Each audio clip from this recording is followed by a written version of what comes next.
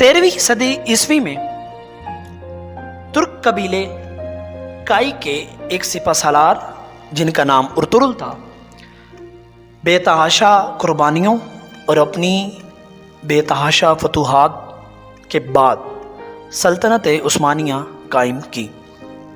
لیکن سلطنت عثمانیہ کا زوال بڑا دردناک ہے۔ اگر آپ نے ابھی تک میرا چینل سبسکرائب نہیں کیا تو برائے مہربانی اس کو سبسکرائب کر لیں اور ساتھ دیے ہوئے بیل آئیکن پر کلک کر دیں۔ تو دوستو، سلطان محمود دوم کا جب 1839 میں انتقال ہوا، اس وقت سلطنت عثمانیہ اپنے سیاہ ترین دور میں داخل ہو چکی تھی۔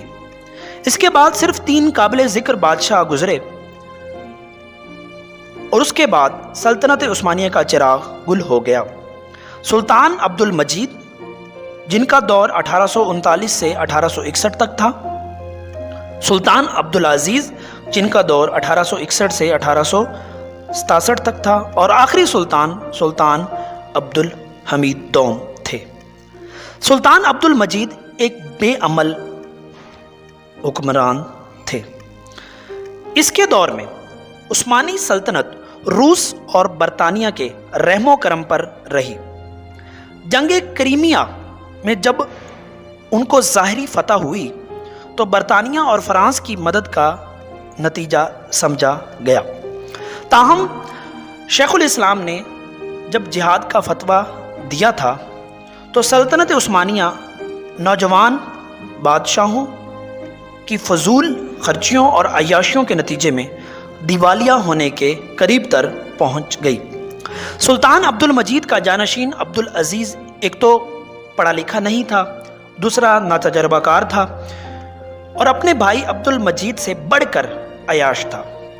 تخت نشینی ہونے کے باوجود اپنے بھائی کے حرم کی بہت سی حسیناؤں کو اس نے آزاد کر دیا، لیکن ساتھ ہی اپنے شوق کو تسکین دینے کے لیے بے شمار نئی دوشیزائیں حرم میں داخل کیں، جن کی تعداد کا اندازہ اس حقیقت سے لگایا جا سکتا ہے کہ صرف ان کی دیکھ بھال کے لیے 3000 خواجہ سرا ملازم رکھے گئے، جو کہ ان دنوں حبشی غلام ہوا کرتے تھے۔ ایک طرف خزانہ خالی تھا، قرض پہ قرض لیے جا رہے تھے، دوسری طرف بادشاہ نئی سے نئی دوشیزاؤں کو ڈھونڈ رہا تھا۔ وہ پہلا عثمانی سلطان تھا جس نے سلطنت سے باہر قدم نکالا اور پیرس اور لندن کا دورہ کیا، جس کا بڑا مقصد تفریح اور عیش تھا۔ واپس آ کر ان جدید انداز کے عشرتوں کو اپنے ہاں رائج کرنے کی کوشش کی اور بے اندازہ دولت خرچ کر ڈالی۔ تکبر اور خود پسندی کا یہ حال تھا کہ ان کی دماغی تندرستی پر شبہ ہوتا تھا۔ وزراء کے لیے حکم تھا کہ وہ اس کے سامنے زمین پر لیٹ جائیں اور ان کے بیٹے کے پاؤں چومیں۔ اگر کسی سرکاری افسر کا نام عبد العزیز ہوتا تو اسے حکم نہیں تھا کہ وہ کسی بھی کاغذ پر اپنے نام کے دستخط کرے۔ ایک وقت میں بہت زیادہ کھانا کھاتا اور خصوصاً انڈوں کی کثیر مقدار کھاتا تھا، اور مرغوں کی لڑائی اسے بہت پسند تھی۔ مرغوں کی لڑائی کے تماشے وہ بہت شوق سے دیکھتا تھا۔ اس سلسلے میں اس نے کافی لڑاکا مرغے پال رکھے تھے۔ ایک طرف یہ عیاشیاں، شاہ خرچیاں اور کھیل تماشے تھے تو دوسری طرف ملک میں شدید قحط پڑ گیا۔ حکومت عثمانیہ نے اعلان کیا کہ وہ اپنے قرض خواہوں کو سود کی صرف آدھی قسطیں ادا کر سکتی ہے۔ اس اعلان سے عثمانی سلطنت کی ساکھ بری طرح تباہ ہو گئی۔ اندرون ملک بغاوتیں شروع ہو گئی، خانہ جنگی شروع ہو گئی، اور 1876 میں ہزاروں مذہبی طلباء نے حکومت کے ہیڈ کوارٹر کے سامنے جمع ہو کر بادشاہ کی معزولی کا مطالبہ کیا۔ مفتی اعظم کا فتویٰ آیا کہ سلطان کی ذہنی حالت اس قابل نہیں کہ وہ امیر المومنین کہلوا سکے، چنانچہ اسے اس سے دستبردار ہونا پڑا۔ اس کا جانشین سلطان مراد پنجم صرف چند ماہ حکمران رہا۔ کثرت شراب نوشی اور عیاشی سے سلطان مراد کا اعصابی نظام مفلوج ہو چکا تھا اور ڈاکٹروں کے مشورے پر اسے ہٹا دیا گیا۔ اب آخری حقیقی سلطان عبد الحمید دوم کی باری آئی۔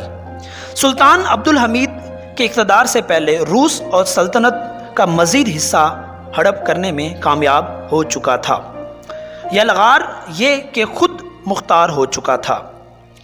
یورپ میں عثمانیوں کا اقتدار بلکان کے ایک چھوٹے سے خطے تک محدود ہو چکا تھا۔ 1878 کی جنگ میں روس نے عثمانیوں کو شرمناک شکست دی۔ مشرقی علاقوں میں مغربی سلطنت عثمانیہ کا وارث بنا، اور کچھ غیر عیاری اور کچھ اپنی غداری کی بدولت یہ علاقے پکے پھل کی طرح یورپی نوآبادی طاقتوں کی گود میں گرتے چلے گئے۔ آخری سلطان عبد الحمید دوم کی شہرت ملی جلی سی تھی۔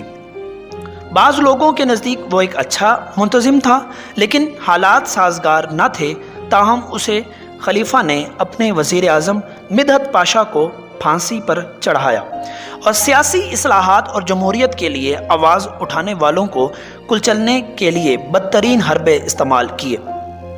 اس کا 32 سالہ دور خوفناک پھانسیوں، قتل و غارت، مکمل اقتصادی تباہی اور سیاسی تنہائی اور غداریوں کا دور تھا، اور رویت کے لیے ایک ڈراؤنا خواب بھی بن کر رہ گیا۔ انگریز وزیر اعظم گلیڈ سٹون نے اسے ناقابل ذکر ترک بادشاہ کا لقب دیا، جو زبان پر چڑھ گیا۔ اس کے دور میں بچے کچے مقبوضات کی حفاظت کے لیے سالانہ 75,000 ترک نوجوان ذبح ہوتے رہے، پھر بھی یہ سب علاقے ہاتھ سے جاتے رہے کیونکہ نظام میں دراڑیں ہو چکی تھی۔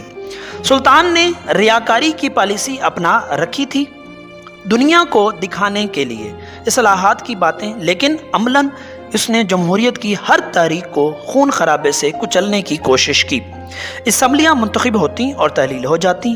بالآخر جمہوریت پسندوں نے سلطان کو دستبردار ہونے پر مجبور کر دیا۔ برصغیر میں عام خیال یہ تھا کہ انگریز عثمانی خلافت کے خاتمے کا ذمہ دار ہے، غالباً اس لیے جنگ عظیم اول میں ترکی جب ابھی خلافت کا سرکاری طور پر خاتمہ نہیں ہوا تھا مگر عملاً معطل تھی اور برطانیہ ایک دوسرے کے خلاف لڑ رہے تھے، اور سلطنت کے باقی ماندہ مقبوضات برطانوی اقدامات اور سازشوں کے پس نظر سلطنت سے الگ ہوتے گئے، لیکن یہ ایک خارجی اسباب تھے۔ حقیقی اسباب وہی تھے جو پہلے اس میں اشارہ ہو چکا ہے۔ سلاطین نے وہ مقاصد ہی فراموش کر دیے تھے جو اس سلطنت کی بنیاد بنے تھے، جن کے پیش نظر ابتدائی سلاطین کی کوشش ہوتی تھی کہ کسی مسلمان سرزمین پر قبضہ کرنے کی بجائے مغرب کے ان علاقوں کا رخ کیا جائے جہاں اسلام کی روشنی پہلے نہیں پہنچی تھی۔ سلطان عبد الحمید دوم کی یہ کیفیت تھی کہ اپنے ارد گرد ہر شخص کو اپنا دشمن سمجھتا تھا، اسے کسی پر اعتماد نہ تھا، رات کو اس کو نیند نہیں آتی تھی، ہر روز پھانسیاں دیتا تھا۔ دارالحکومت کے ہر گھر اور ہر فرد میں اس کے جاسوس موجود تھے، پھر بھی اطمینان نہ تھا۔ فضول خرچیاں کی یہ انتہا تھی کہ ایک بار کسی ماہر طیور کو یورپ سے محل پالتو پرندوں کی دیکھ بھال کے لیے بلایا گیا، اور کافی عرصہ اور کافی مہینوں بعد اسے یہ بتایا گیا کہ اسے ایک پالتو شیر کا معائنہ کرنا ہے، یعنی کئی مہینوں تک اسے اس کا کام بھی نہ بتایا گیا، حالانکہ وہ پرندوں کا ماہر تھا، پھر بھی اسے پالتو شیر کے معائنے کی زحمت دی گئی۔ حرم کی طرف سے پہلے کی طرح سیاسی امور میں مداخلت کی جا رہی تھی۔ سلطنت کے زوال میں خلیفہ کے انتخاب کے ظالمانہ طریقے کا بہت دخل تھا۔ جیسا کہ پہلے ذکر ہوا، تخت پر موجود ہر بادشاہ اپنے بھائیوں یا بیٹوں میں سے کسی کو ولی عہد نامزد کرتا ہے، اور اس نامزدگی میں حرم کی بے شمار خواتین بہت مؤثر کردار ادا کرتیں۔ یہ کہنا شاید زیادہ صحیح ہو کہ ہر ولی عہد یا مستقبل کا بادشاہ زیادہ بااثر بیگمات اور کنیزوں کا انتخاب کیا کرتا تھا۔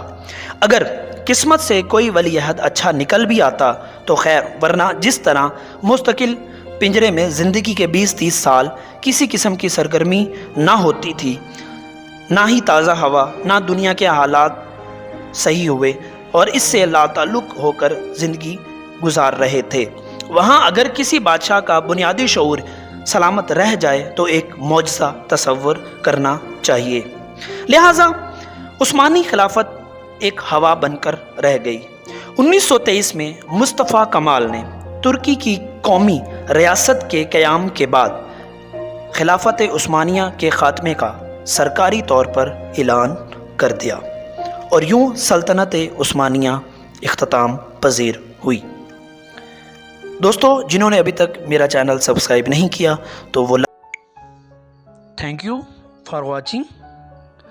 Subscribe, click the bell icon, like, comment, share.